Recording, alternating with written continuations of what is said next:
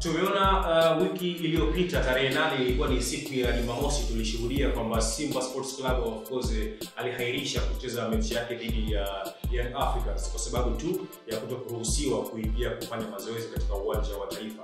Sasa kumbe kuna haya masuala ya kugomea mechi ama kugomea dabi kutokufanyika sio tu Tanzania, lakini kule upande wa Misri wenyewe Al Ahly pamoja na klabu ya Zamalek of course hawa ni watani wa jadi katika jiji la Cairo.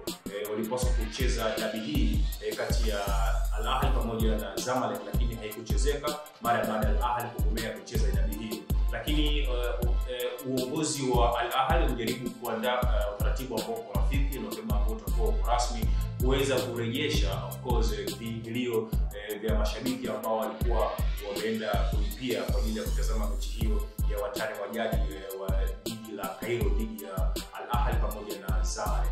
Sasa hebu tuambie una mtazamo gani juu ya hivi vilabu viwili kati ya Al Ahly pamoja na Zamalek kutokucheza dabi yao kama ilivyokuwa kwetu sisi kati ya Simba na Yanga kutokucheza dabi ambazo zilikuwa zinatazamwa ama zinapendwa na watu wengi zaidi. Hebu tuambie una mtazamo gani juu ya hivi vilabu kugomea kucheza dabi?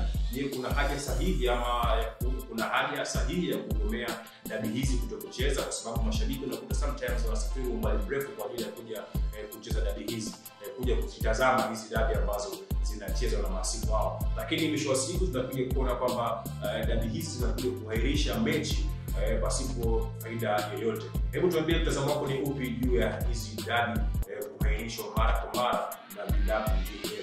Drop your comment hapo kwenye comment section, alafu sisi tutakuja kupitia comment yako. Endelea kuangalia Njia Box TV kwa taarifa zaidi.